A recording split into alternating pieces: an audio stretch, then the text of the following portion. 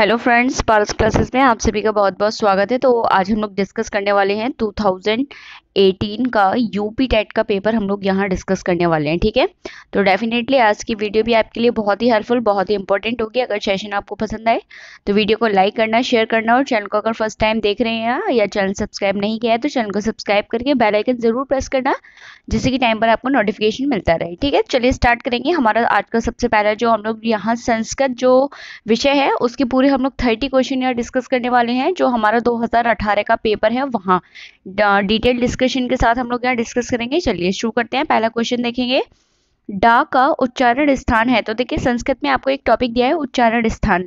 अगर वो आपने नहीं देखा है तो ऑलरेडी एक वीडियो अपलोडेड है यहाँ संस्कृत के उच्चारण स्थान की, तो वो आप जाके देख सकते हैं। ठीक है, तो फटाफट से देखेंगे इसका कौन सा आंसर सही होगा। डा जो है किस में आता है?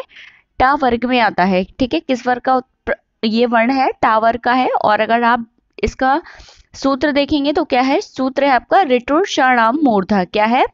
ऋटुर षणाम मूर्धा। तो जिसके अनुसार आपको पता चलेगा कि जो डा का उच्चारण स्थान है वो क्या है? मूर्धा है। ठीक है, उच्चारण स्थान इसका क्या है? मूर्धा है। क्लियर है? आंसर क्या हो जाएगा? आंसर अपना डी हो जाएगा। ठीक है, देखिए अगला देखेंगे क्या दिया है। अगला दिया है चौर भयम पद में प्रयुक्त तत्पुरुष समास किस विभक्ति का है। तो सबसे पहली बात देखिए यहाँ आपको ये क्लियर हो गया कि एक तो अगर चौर भयम, राज भयम, सर्प भयम इस प्रकार के अगर सामासिक पद आते हैं तो वहां अगर डायरेक्ट पूछे जाए कौन सा समास है तो वहां तत्पुरुष समास है। लेकिन अगर वहां ये पूछे जाए कि तत्पुरुष का भी वहां कौन सा किस विभक्ति का समास है, यानी कि आपको ये बताना है कि तत्पुरुष के समास में से भी वह कौन सा तत्पुरुष है। तत्पुरुष समास के 6 भेद आपको बताए गए हैं। ठीक है, तो जब भी आपको पता हो कैसे पता चलेगा यहाँ पे कौन सा तत्पुरुष का समास है। तो देखिए जब भी क्या हो, भयम शब्द जुड़ा है, चोर भयम या अतीत वर्ड जुड़ा है या भ्रष्ट वर्ड जुड़ा है या च्युत वर्ड जुड़ा हुआ आए, तो वहां पे जनरली संस्कृत में कौन सा समास होता है? वहां पे पंचमी तत्पुरुष समास होता है। ठीक है, जहां अलगाव की स्थिति उत्पन्न हो। किसकी? अलगाव की स्थिति उत्पन्न होती है, अलग होने की स्थिति उत्पन्न होती है। अब जैसे चोर भयम में आप लोग सोच रहे होंगे कैसे अलग होने की स्थिति है। चोर से भय, जब किसी चीज से भय होगा तो क्या होगा? वो चीज उस चीज से अलग होगी, दूर जाएगी। ठीक है, तो इसलिए यहाँ कौन सा उत्तर सही होगा? तीसरा उत्तर जो है अपना वो बिल्कुल यहाँ सही होगा। ठीक है, पंचमी तत्पुरुष समास है। ठीक है, अगला प्रश्न देखेंगे। देखिए यहाँ पे जो अपने को दिया गया है, यहाँ देखिए क्या पूछा जा रहा है। जो पितृन शब्द है यानी कि ये ऋकारांत के आपके शब्द रूप है। ऋकारांत में आपको बताना है कि पितृन शब्द में कौन सी विभक्ति और कौन सा वचन है। ठीक है, तो देखिए यहाँ पे जब आपको पता चलेगा पितृन में कौन सी विभक्ति और कौन सा वचन है, अगर आपको ऋकारांत के रूप याद है तो आप बहुत अच्छे से पता कर पाएंगे। यहाँ मैंने आपको ऋकारांत की एक ट्रिक भी बताई है, बहुत इजी। जैसे ता तरम, त्रा त्रे, तू तू तरी, ये हो गई आपकी एक वचन की। और देखिए द्विवचन की क्या होती है? रव रव, त्रभ्यम त्रभ्यम त्रभ्यम, त्रो त्रो। और यहीं अगर वचन बहुवचन की देखें ट्रिक क्या होती है तो क्या होता है? तरह तृण। तो देखिए क्या दिया है, पितृन में तृण शब्द जुड़ा है यानी कि बहुवचन की द्वितीय विभक्ति का ये क्या है? रूप है। कौन सा आंसर सही हो जाएगा? दूसरे नंबर का जो आंसर है द्वितीय बहुवचन वो बिल्कुल सही होगा। ठीक है, चलिए अगला देखेंगे इसके बाद में क्या दिया है अपने को। अगला प्रश्न देखिए क्या दिया है। नद्या, नद्या शब्द में विभक्ति और वचन है। ऐसी नद्या, नद्या क्या है? ईकारांत शब्द रूप है, नदी शब्द का रूप है। ठीक है, नद्या देखेंगे क्या है, नद्या में आपकी कौन सी विभक्ति और कौन सा वचन होगा। ठीक है, तो फटाफट से देखेंगे कौन सा होगा। तो नद्या में क्या होता है, यहाँ देखिए नद्या में क्या हो जाएगा? प्रथमा विभक्ति बहुवचन का रूप होता है। क्या होता है? प्रथमा विभक्ति बहुवचन। ठीक है, नदिया। ये देखिए दो तरीके से लिखा जा सकता है। ये ध्या है, इसमें क्या है? इसमें दा तो आधा है और उसके बाद में क्या है? या है। जब ये दोनों वर्ण एक साथ मिल जाते हैं तब जाके क्या बन जाता है? ध्या वर्ण बन जाता है। ठीक है, तो इसलिए नद्या जो शब्द है इसमें कौन सा है? प्रथमा विभक्ति होगी और बहुवचन होगा। ठीक है, प्रथमा विभक्ति और बहुवचन, प्रथमा विभक्ति और बहुवचन होगा। देखिए यहाँ लिखा है, ये नहीं है। तो ऑप्शन नंबर सी जो है वो बिल्कुल क्या होगा? सही होगा। ठीक है, चलिए आगे देखेंगे। देखिए क्या है, क्षणवती। देखिए क्षणवती आपको बताना है, ये आपसे संख्याएं पूछी जाती हैं संस्कृत में, तो यहाँ आपको बताना है कि कौन सा ऑप्शन सही होगा। देखिए क्षणवती, क्षण का मतलब किससे है? 6 से है। और रवती मतलब किससे? नवती, नवती यानी 90। तो यानी कि 90 और 6 कितने हो जाएंगे? 90 और 6 कितने हो जाएंगे? 96 हो जाएंगे। ठीक है, तो कौन सा आंसर सही हो जाएगा? बी ऑप्शन अपना बिल्कुल यहाँ सही होगा, 96। ठीक है, अगला प्रश्न देखेंगे। देखिए यहाँ पे क्या दिया है। इसके बाद अगला प्रश्न जो दिया गया है वो देखेंगे अच्छे से, फटाफट कौन सा दिया गया है। देखिए जो प्रश्न दिया है वो क्या दिया है, भवतः क्रियापद में प्रयुक्त लकार पुरुष और वचन है। देखिए जो भवत शब्द लिखा है उसमें बताना है एक तो कौन सा लकार है, कौन सा पुरुष है और कौन सा वचन है। यानी कि जब भी आपसे कोई धातु रूप दिया जाएगा तो वहां आपसे पूछा जा सकता है कि कौन से लकार का है, कौन सा वचन है और किस पुरुष में दिया है। ठीक है, तो यहाँ जो अपना आंसर होगा भवत जो है वो किस में होता है, लोट लकार मध्यम पुरुष बहुवचन। फटाफट देखो क्या लिखा है, तो डी ऑप्शन जब आप देखेंगे, डी ऑप्शन में क्या लिखा है, देखिए लोट लकार मध्यम पुरुष और बहुवचन, यही अपना क्या होगा, आंसर होगा। ठीक है, चलिए आगे देखेंगे। अगला प्रश्न अपने को क्या दिया है, देखिए सर्वनाम शब्द नहीं है। अब यहाँ बताना है कौन सा जो है यहाँ पर सर्वनाम शब्द नहीं है। ठीक है, संस्कृत में देखिए 3 प्रकार के रूप आपसे पूछे जा सकते हैं, 3 प्रकार के शब्द आपसे पूछे जा सकते हैं, या तो धातु रूप, धातु शब्द, या फिर आपसे पूछा जा सकता है मान लीजिए संज्ञा शब्द, या फिर आपसे पूछे जाते हैं सर्वनाम शब्द। तो यहाँ आपको बताना है जो सर्वनाम शब्द नहीं है, तो यहाँ आप जो अपि देखेंगे, अपि क्या है, अपि कोई सर्वनाम शब्द नहीं है। ठीक है, ये आपको ध्यान रखना है। ठीक है, अगला देखेंगे, देखिए प्रश्न क्या पूछा रहा है, स्वस्ति पद के योग में प्रयोग की जाने वाली विभक्ति है। तो स्वस्ति के प्रयोग में प्रयुक्त होने वाली विभक्ति क्या है, देखिए क्या है, जब हम लोग कारक चैप्टर जब पढ़ेंगे तो वहां कई सारे क्या है सूत्र पढ़ाए जाते हैं कि किन सूत्रों में किस विभक्ति का प्रयोग किया जाता है। तो एक सूत्र हम पढ़ेंगे जब हम लोग कारक वाला चैप्टर करेंगे, नमः स्वस्ति स्वाहा स्वधा वलम वषट योगाच। तो जब ये वाला सूत्र अपन पढ़ते हैं तो यहाँ अपन किस विभक्ति का प्रयोग करते हैं, यहाँ अपन प्रयोग करते हैं चतुर्थी विभक्ति का। ठीक है, नमः के योग में, स्वस्ति के योग में, सोहा के योग में, स्वधा के योग में, अलम के योग में, वषट के योग में, इन सब के योग में प्रयुक्त होने वाली जो विभक्ति है वो केवल और केवल कौन सी है, चतुर्थी विभक्ति है। ठीक है, चतुर्थी विभक्ति होती है। ठीक है, चलिए आगे देखेंगे फटाफट से, कौन सी विभक्ति हो जाएगी, चतुर्थी विभक्ति होगी। अगला देखिए यहाँ पे क्या है, कई बार आपसे रचनाएं पूछ ली जाती हैं, कादम्बरी ग्रंथ के रचनाकार है। तो फटाफट से देखेंगे कादम्बरी ग्रंथ के रचनाकार कौन है, तो कादम्बरी जो ग्रंथ है वो बाण भट्ट ने लिखा हुआ है। ठीक है, फटाफट से अगला प्रश्न देखेंगे, थोड़ा जल्दी भी देखेंगे ताकि वीडियो थोड़ा कम टाइम की बने। अगला देखेंगे, महाकवि कालिदास द्वारा रचित विचरित नाटक है। तो फटाफट से देखेंगे कौन सा है जो नाटक है, वो माल विकाग्नि मित्रम है। ठीक है, ऑप्शन नंबर सी अपना बिल्कुल क्या हो जाएगा, सही होगा। ठीक है, फटाफट से अगला प्रश्न देखेंगे। इसके बाद में व्यंजन संधि का उदाहरण है, तो फटाफट से देखेंगे व्यंजन संधि का उदाहरण। देखिए साधुक्तम, यहाँ हो गई आपकी दीर्घ संधि, पावक यहाँ पे हो गई अयादि संधि, और जलौघ यहाँ भी हो गई आपकी कौन सी संधि, वृद्धि संधि। तो सज्जन जो शब्द है, तो सज्जन में यहाँ पे क्या होती है, सत्य धन जनह बराबर सज्जन, यानी कि आपकी व्यंजन संधि किसमें है, यहाँ हमारी व्यंजन संधि जो है वो सज्जन शब्द में है। ठीक है, अगला देखेंगे फटाफट से प्रश्न जो अपने को दिया गया है। अगला प्रश्न देखेंगे, देखिए तत्रैव में संधि है। अब कभी भी आपका क्या है, एक मिनट 72 के बाद जरा यहाँ हमें कौन सा देखना है, 72 के बाद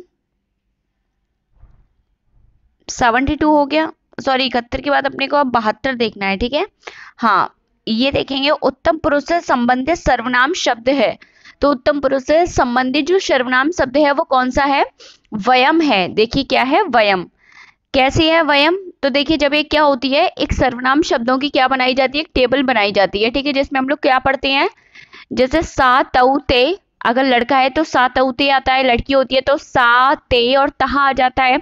ऐसी जब हम क्या पढ़ते हैं, कौन सा पढ़ते हैं हम लोग, उत्तम पुरुष जब पढ़ते हैं तो क्या आता है, अहम आवाम वयम आता है। ठीक है, तो अहम आयाम वयम के अगर अकॉर्डिंग हम लोग देखेंगे तो जो वयम है, वयम किस में आता है, उत्तम पुरुष में आता है। ठीक है, चलिए सा देखिए प्रथम पुरुष में आता है अपना, और युवाम जो है वो किस में आता है, द्विवचन में आता है, और किस में आता है, मध्यम पुरुष में आता है। तो केवल जो उत्तम पुरुष का है वो क्या है, वयम है। ठीक है, अगला देखेंगे फटाफट से। इसके बाद देखिए क्या पूछा जा रहा है, ध्र धातु में तिन प्रत्यय का प्रयोग करने पर धातु का रूप बनता है। तो देखिए जहां भी क्या होता है, तिन प्रत्यय जुड़ जाता है अपना, तो वहां क्या करना पड़ता है, वहां पे धातु के अंत में देखेंगे आप तो क्या है, ई की मात्रा की ध्वनि आती है, छोटी ई की मात्रा की ध्वनि आती है। आप लोग ऐसे मान सकते हैं, एक शॉर्ट ट्रिक इसकी, इसमें से ती शेष रह जाता है। ठीक है, तो कौन सा ऑप्शन सही हो जाएगा, धृति जो है शब्द बिल्कुल हमारा सही हो जाएगा, ऑप्शन नंबर सी। ठीक है, जो धातु है वही। अगला देखेंगे फटाफट से, इसके बाद में क्या दिया गया है, देखिए 73 के बाद अगला देखेंगे, छंदानुगत शिक्षण प्रणाली होती है। ये देखिए एक आपका आप कह सकते हैं शिक्षण शास्त्र से आपका क्या ले लिया गया है, प्रश्न ले लिया गया है। तो यहाँ पे देखेंगे जो छंदानुगत शिक्षण प्रणाली होती है वो किस में होती है, पद्य में होती है। ठीक है, छंद वगैरह सब किस में होती है, पद्य में होते हैं। ठीक है, अगला देखेंगे शुद्ध वाक्य है। देखिए शुद्ध वाक्य आपको बताना है, जब भी आपको शुद्ध वाक्य दिया जाए तो आपको पता होना चाहिए कि हमें किस कर्ता के साथ कैसी क्रिया लगानी है। जो करता है हमें उसी के साथ में उसी के जैसी क्रिया लगानी है। अगर प्रथम पुरुष का क्या है, करता है, तो क्रिया भी प्रथम पुरुष की लगेगी। एक तो हमें पुरुष के साथ साथ उसका वचन भी देखना होगा, ठीक है। तो देखिए क्या है, यहाँ पे जरा देखेंगे जब आप लोग तो आपको पता चलेगा सा है, सा क्या है, प्रथम पुरुष का है और एक वचन है, लेकिन जो क्रिया लगी है वो गलत लगी है। अहम ग्रहम गच्छति, ये भी देखिए गलत है। अहम जो है क्या है, अहम जो होता है उत्तम पुरुष का होता है, लेकिन क्रिया लगी है प्रथम पुरुष की, तो इस प्रकार ये गलत है, ये वाला भी। अगला देखेंगे, अगर आप देखेंगे डी ऑप्शन, अगर आप देखेंगे त्वम ग्रहम गच्छसि, यहाँ पे देखिए त्वम ग्रहम गच्छसि बिल्कुल सही है। त्वम भी क्या है, मध्यम पुरुष एक वचन है, क्रिया भी क्या लगी है, मध्यम पुरुष एक वचन लगी है। डी ऑप्शन आपका बिल्कुल क्या हो जाएगा, सही हो जाएगा, ठीक है। अगला देखेंगे बने बनेपी पद का संधि विच्छेद होगा। देखिए यहाँ बनेपी में क्या होगा, जो अपनी संधि है वो कौन सी संधि दी गई है, पूर्व रूप संधि दी गई है। इसमें क्या होता है, इसमें पूर्व रूप संधि में आ के स्थान पर क्या हो जाता है, आकार लग जाता है, ठीक है।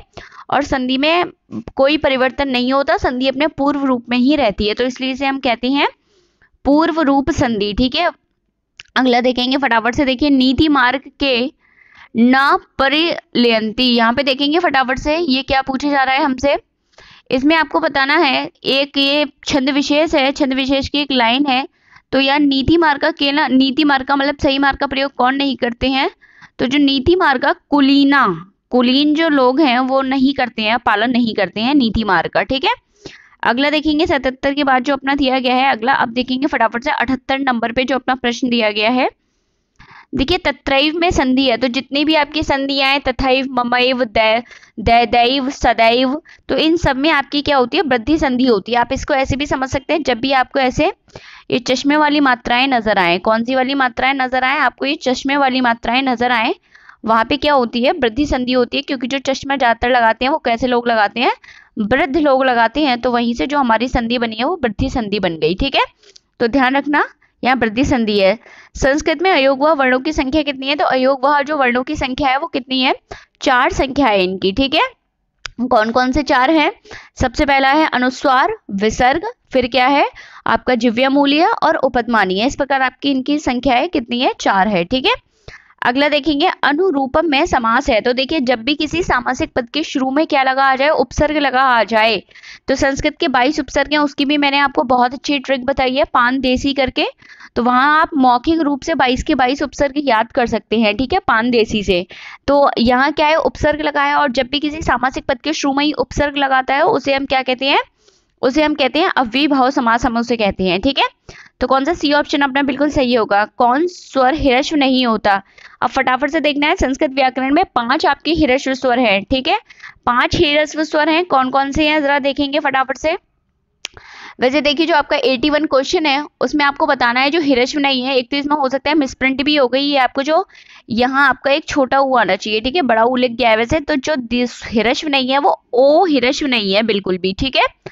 ओ क्या है, संयुक्त स्वर है, इसलिए।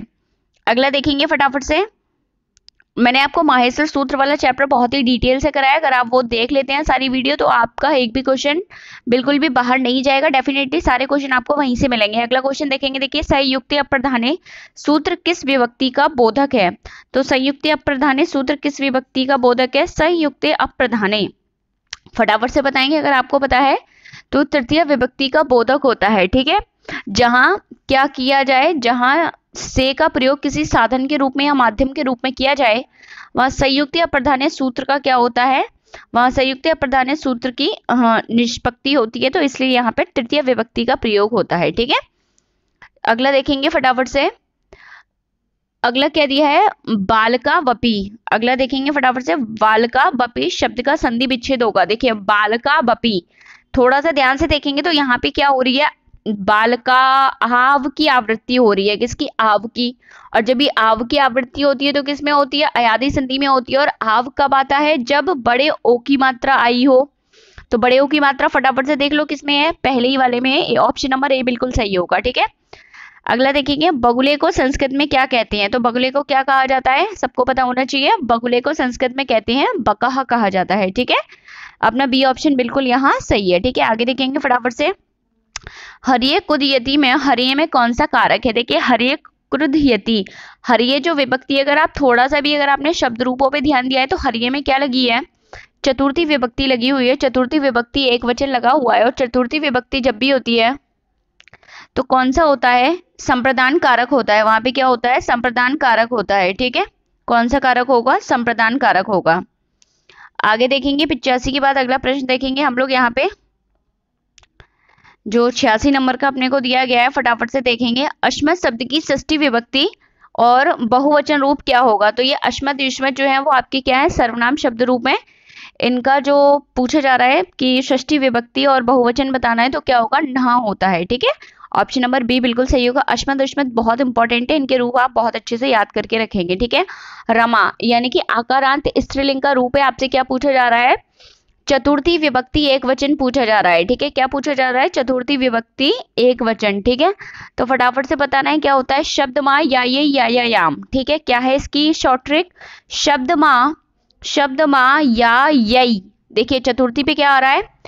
क्या आ रहा है? यही आ रहा है। देखो ऐसे शब्द माँ या यई। चौथे नंबर पे क्या है? यही। तो जहां यही लिखा है वही चतुर्थी विभक्ति एक वचन है। ठीक है, तो फटाफट से रमाई जो रमाई है वहां क्या हो जाएगा? वहां आपका चतुर्थी विभक्ति एक वचन हो जाएगा। ठीक है, अगला देखेंगे फटाफट से। पितृ शब्द का सप्तमी एक वचन क्या होगा? देखिए पितृ भी ऋकारांत की भी ट्रिक मैंने आपको बताई थी। ऋकारांत की जो ट्रिक होती है वो क्या होती है? एक वचन की अगर ट्रिक की बात करूं तो क्या होती है? ता तरम त्रा त्रेह तुह तुह तरी। ठीक है, तो कौन सा पूछा जा रहा है? सप्तमी पूछा जा रहा है। ठीक है, सप्तमी में क्या आ रहा है? देखिए तरी आ रहा है। ठीक है, क्या आ रहा है? तरी। तो तरी फटाफट से देख लो कहाँ लिखा है? पितरी, ये लिखा हुआ है। ठीक है, यही क्या है? एक वचन और सप्तमी है। 88 के बाद अगला देखेंगे फटाफट से। 89 देखेंगे। एक प्रत्याहार के अंतर्गत वर्ण आते हैं तो एक देखिए कैसे बना है। एक आपके पहले सूत्र के आ ई उ अणा, आ ई पहले सूत्र के ई से शुरू हुआ है और कहाँ तक गया है? का तक गया है। ठीक है, री लेरा का दूसरे सूत्र के का तक गया है। ठीक है, तो देखो आ तो आते ही नहीं है तो वो हट जाएगा, ये वाला गलत है। आ हट गया तो ई उ अणा री लेरा, री और लेरा भी आते हैं तो फटाफट देखो कौन सा वाला सही होगा? तो सी ऑप्शन देखो यहाँ पे सारे हैं, री लेरा भी आ गया और ई उ भी आ गई, ये वाला ऑप्शन बिल्कुल सही है। ठीक है, अगला देखेंगे 89 के बाद 90 और अंतिम प्रश्न होगा ये हमारे 30 क्वेश्चनों का। माहेश्वर सूत्रों की संख्या कितनी है? तो माहेश्वर सूत्रों की संख्या कितनी है? माहेश्वर सूत्रों की संख्या 14 है। ठीक है, एक बार मैं आपको बता दूं, मैं संस्कृत की क्लासेस बहुत ही डिटेल में ले रही हूँ। अगर आप लोगों ने क्लासेस नहीं देखी तो आप लोग क्लासेस देखिए, डेफिनेटली क्लास आपको बहुत ही पसंद आने वाली है और डेफिनेटली कोई भी क्वेश्चन आपका वहां से बाहर नहीं जाने वाला है। चैनल को सब्सक्राइब नहीं किया है तो चैनल को सब्सक्राइब करके बेल आइकन जरूर प्रेस करेंगे जिससे कि टाइम पर नोटिफिकेशन मिलता रहे। So thank you so much, मिलते हैं अगली क्लास में।